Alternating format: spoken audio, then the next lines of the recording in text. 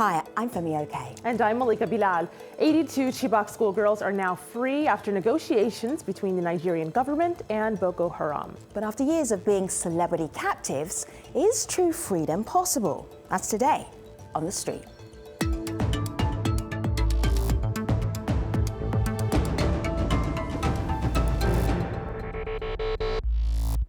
It's another kind of imprisonment. That's how some family members describe the government rehabilitation camp, now home to dozens of Nigerian schoolgirls. The girls are in extensive counseling and re-education after their kidnapping and captivity by Boko Haram. The armed group swarmed their school in Chibok in April 2014, kidnapping 276 girls. 82 girls were just let go as part of a prisoner swap. 21 were released in October 2016. The mother of one of the girls freed last year says she's only seen her daughter 3 times.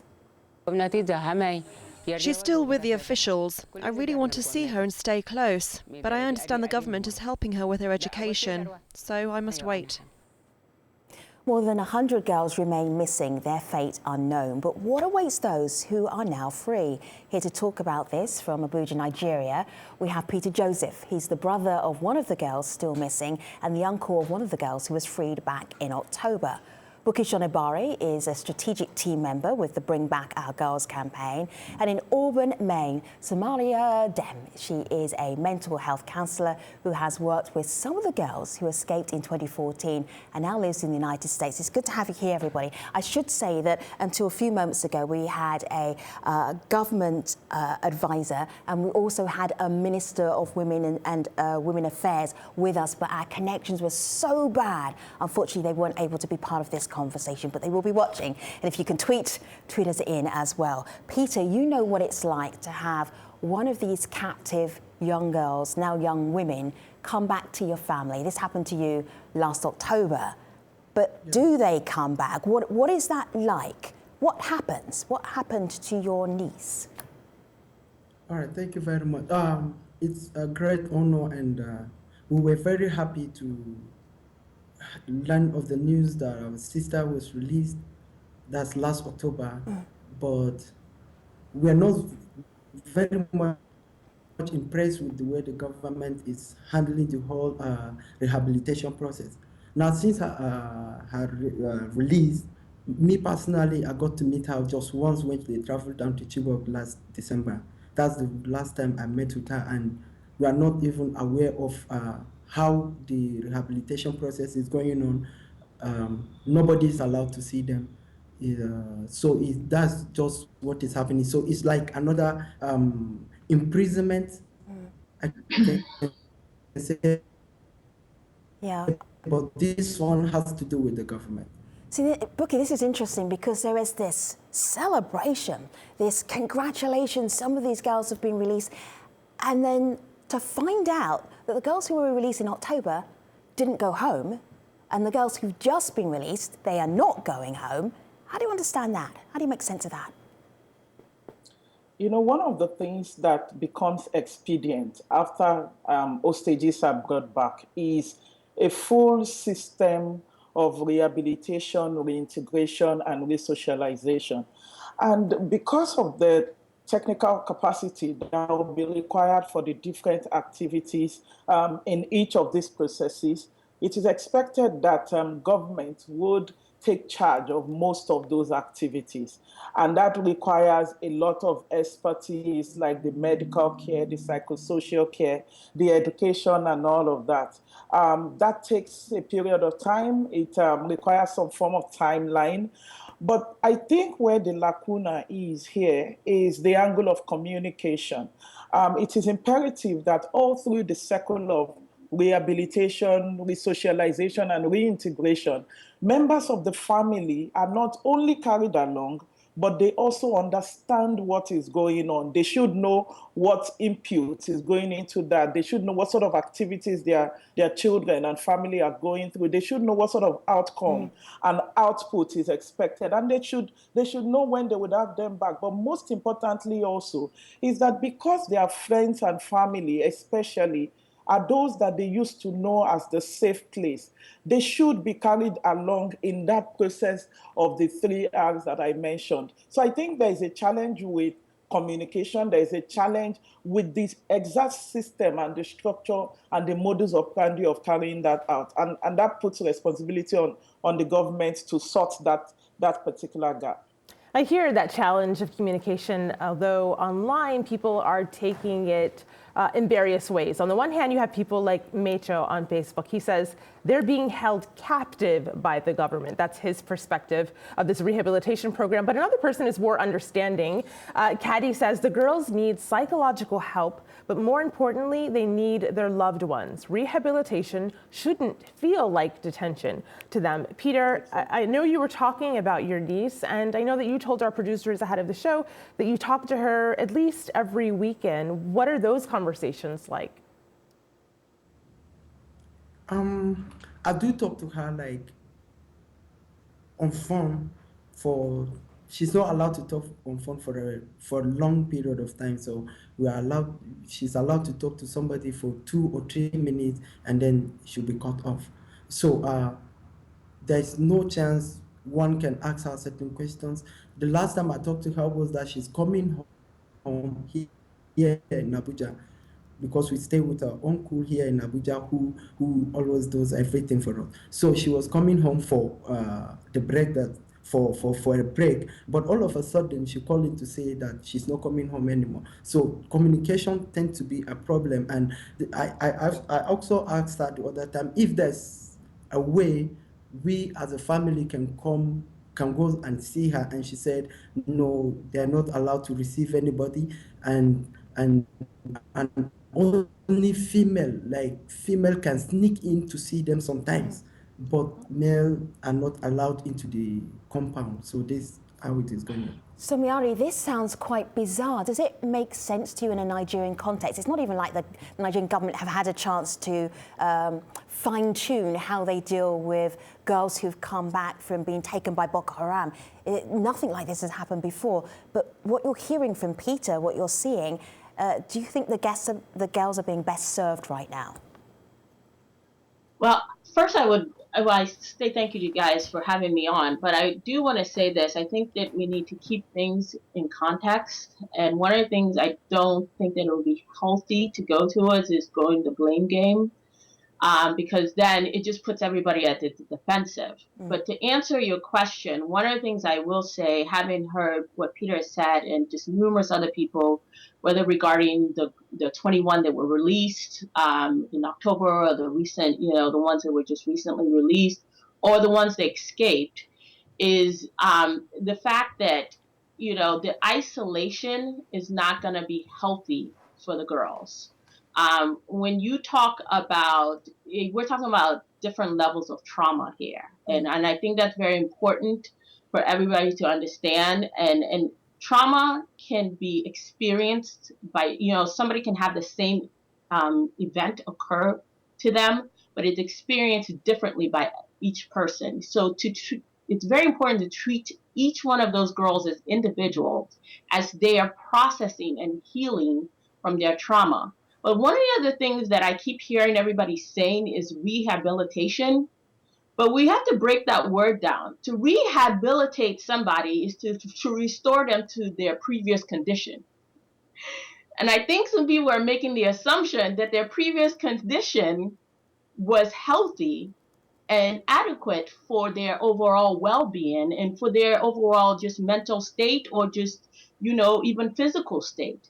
So I think we need to shift from using that word rehabilitation and maybe find a different word. I tend to use the word healing for the girls. Let me rephrase, not girls, they're young women, like you said, Femi. And so I think that's the important thing. I think that what's happening now with the government, I think, like you said, this is unprecedented. This has never happened before. I don't believe that at the onset, there was a strategic planning team that was put together. And what I mean by that is bringing mental health professionals, doctors, mentors, anybody, their families especially, like I think as Bunky was saying, their families especially, that is their safe place, as she mentioned. Right. And so bringing all these people bringing all these people together at the table and then saying, okay, this is an event that has never happened in the world before. No terrorist group has kidnapped over 200 girls before. So this is uncharted territory. So all these different people have to come together, not just a meeting of the minds, but a meeting of the hearts too. Because what we've seen with all of this is that it's become a cash cow system, and people want to blame the government and people want to blame this and want to blame this. But again, it's like, let's take a step back. What has happened has happened. We can't go back and change that. What do you mean by cash cow? You know why? Let me just check it, Bookie. I know you want to jump in, but I want you to explain what you mean by cash cow. Who's making the money? Well, other than Boko Haram, probably. Well, this is what I know for sure, Femi. When the girls that escaped landed in the United States of America, Let me jump in at this point to talk about, to respond to the issue of rehabilitation, reintegration, and resettlement. Now, contextualizing rehabilitation, and when we look at the dictionary meaning of that, it speaks to the complete and reasonable restoration or remolding back to a normal and better quality of life. And there's a lot of elements that go into that. We're talking about psychological reconditioning. We're talking about spiritual rehabilitation. We know some of them were converted. If they want to continue with that religion, are they allowed to? Or do they want to pick up with their religion before? We're talking about physical rehabilitation. One of the girls, like we saw in the video, came back with an amputated limb. One has a very serious fracture on the hand. So there has to be physical rehabilitation. We're talking about emotional rehabilitation, medical rehabilitation. And all of these requires different actors. When we look at the reintegration bit of it, we're talking about some form of wholesomeness and reconditioning, and to become an integral part of the society. In such a way, we are instilling some positive characteristics, making them easily fit into the larger society. They've had to go through a society for the last 3 years. We need to recondition them back to this normal life. Okay, so Bookie, on that point of reconditioning back to normal life, I want to throw something at you from someone who has a different perspective, and I'd like you to explain this for our international audience. This is Chuck Legend. He says, those girls don't look traumatized in any way. Judging from what I saw in pictures that the government has released, there won't be any problems reintegrating them back into society. He goes on to say, I was expecting to see the girls hungry looking, scared, people who could barely associate with people who've been held captive for 3 years. So can you explain this thinking that trauma is something that people should be able to see on you? And is this prevalent? When we look at the 21 girls that came back, some of the pictures of some of the few girls that were showed the holo in their neck, showed a lot of physical emaciation. And with these girls also, for some that have been seen, even Boko Haram feed themselves. They feed these people as well in one way or the other. So that they come back looking, the way they look does not take away the fact that they have gone through some suffering. Now, when we then talk about reintegration, it's not making them fat that we are talking about. We are talking about, first, if they have been radicalized, de-radicalization. We are talking about educational reintegration, that is formal and informal. We're talking about economic empowerment. We're talking about psychological disengagement, physical disengagement. We're talking about healthcare, primary healthcare, secondary healthcare, tertiary healthcare. So you can't see from the face what goes on in their heart. You cannot quantify suffering. Some people don't even show it on their faces. So yes, I understand why people are saying that, but does it preclude the fact that they need this help? It does not. So we should, as much as possible, push for all of these elements, reintegration, resocialization, and rehabilitation for these girls. Peter, When we spoke to the Minister of Women and Social Development, we were getting ready to be on this show. Unfortunately, she is not with us because she had to attend a late meeting. But she told us that the girls can leave any time. They can go home whenever they want to. But that's not been your experience with your niece. I think the government is the Women Affairs Minister. She's not saying the truth on this. What does she mean by saying that the girls can leave at any time they want, when they don't even allow family members or people that are more concerned about their health to come close to them? So I wish she's here so that I can ask her some questions personally, because this thing has been bothering us, the family and everyone around. But then the fact still remains that the Nigerian government need to be open to the family members, need to be open to everyone that is concerned. We don't get it. I mean, are you trying to shade something? Is there anything that they don't want us to hear from the girls? What are they hiding from us? I mean, I don't get it. So if the minister is here, I was going to ask her some serious questions, but right now I don't know. I don't know. I mean, this is what I was talking about, like shifting from, like when you asked for that headline, shifting from a sympathy mindset to an empathy mindset. I think when we have sympathy for people, we say, oh, look at them, we're sorry, we feel sorry for them, we may give some money or whatever, we offer a little help here or there, whatever the case may be, but we're not putting ourselves in their shoes, which is where the empathy comes from. And I think what Joseph is talking about, I'm a mother, and one of the things I know for a fact, if my son was kidnapped and I hadn't seen him, whether it was 5 hours or 3 years, it's unheard of that I would not be at the doorstep of wherever he's being held once he's released and out of captivity, wanting to hold him, wanting to just assure him that we didn't, stop praying and hoping that he would come back or he would be released, wanting to kiss the tears from his eyes, on all those nights and, days and years where he just felt hopeless. So I think what Joseph is talking about is very important. And I think it's very important that the Nigerian government understand that, again, from an empathy standpoint. A lot of us have children. It's unheard of to say, okay, I haven't seen my daughter in 3 years. When I watched that video of the woman talking about, yes, she's getting an education, so I have to wait. No, that's not acceptable. She doesn't need to wait. She needs to be there with her daughter.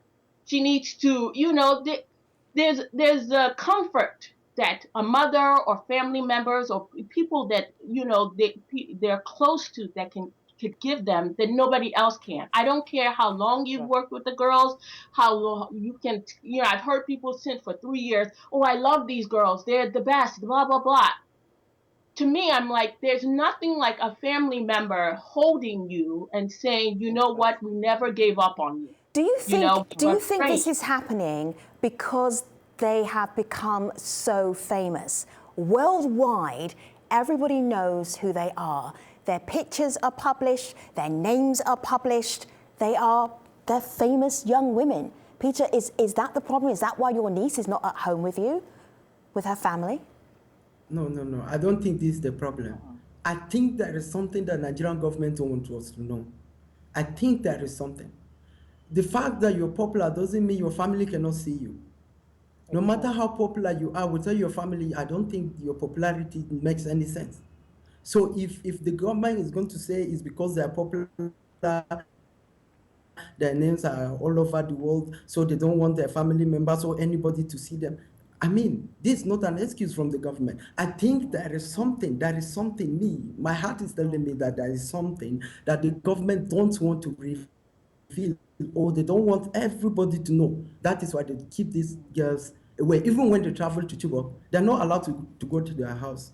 They were kept in government facilities in Chibok, and anyone that wants to see them, you sign a book, you say which village you're from, who do you want to see, and a time is given to you, and when that time not, you are asked to leave, and there are certain things that you're not allowed to ask the girls. You don't ask them about their experiences in Sambisa Forest. You don't do this, you don't do that. I mean, we don't get it.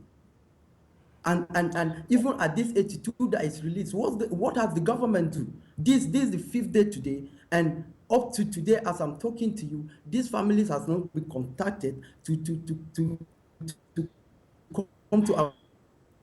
So I heard what Peter was saying there, though from Peter, I heard what you were saying there, though from our online community, it's not just the government. Ebony here on Twitter says, reuniting with their loved ones requires caution. That should be after a proper evaluation that they were not brainwashed by their abductors. So that's on that point. But there's another tweet here from Jamelia, and she represents a divide I'm seeing in our community. She says, these girls need to narrate their experiences. That's one view. The other view, this is Ebony, who says, no, talking to the media may trigger PTSD. After therapy, then integration with society. But as a victim of terror, as she calls it, talking may alter their mental balance. So Miari, I know that you counseled some of the girls who escaped. So they weren't even those who were there for 3 years. They escaped in 2014, but still needed your services and your help. What were those sessions like?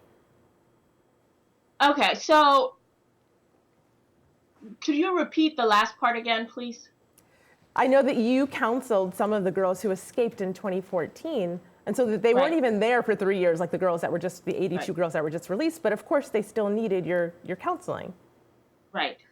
Okay, so for the girls that, and I want to also mention something that was mentioned about trauma and suffering and the context of that. But for the girls that I've worked with, and I think this is important to keep this in all context, those girls, at least from the ones I've worked with, most of them were not in captivity more than 5 hours, thereabout. So we're talking of different levels of trauma, simple, complex type of trauma, depending on how long that they were with, you know, their captors. With the girls that I worked with, one of the things that, even based on even what the online person has said, is that there is an occurrence of PTSD. You know, there was this one specific girl that she continues to have occurrences of PTSD. But the other thing I do want to mention about just mental health counseling and psychological evaluation, which I believe the media has exacerbated this whole situation by publicizing them very much in this. Mummy is busy. So Miari, put him on your lap and then finish your sentence. Hurry up. It's fine. Pick him up and finish your sentence. There you go.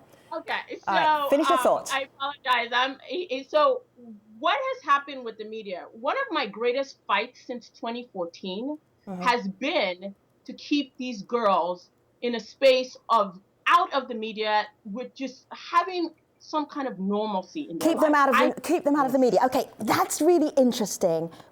I'm hearing a lot of this, Bookie, about why are they on TV, why are they being paraded, and your whole campaign was about giving the story visibility. Any regrets? Any missteps? No regrets, no missteps. The Bring Back Our Girls campaign came out to advocate for the rescue of the Chibok girls and all other abductees. We took on other fights in between. However, it does not mean that by the time the girls start coming back, we don't adhere to certain principles as it relates to how to manage people like this. You know, one thing that we saw, which even happened when Amina and Keki came out, was that concern that do we want to expose her face? Do we want people to possibly stigmatize her because she is known? And then the 21 came back, and then Mayanga came back. So when we look at this, you know, one thing is important, that we continue to learn. The federal government of Nigeria needs to continue to learn. I mean, I'm listening to Peter, and I'm bothered, you know, about how the federal government is handling this. We're right at the end of this show. I hear you. I hear that thought, and it's been interesting to hear from you and Peter and Somiari and her little one as well. Malika, where do you want to leave us? This tweet from Obi, who says Nigerian children should grow with the confidence that going to school would not cost them their lives. Thank you for joining us, guests. Thank you for watching. The conversation continues online using hashtag AJStream. Take care.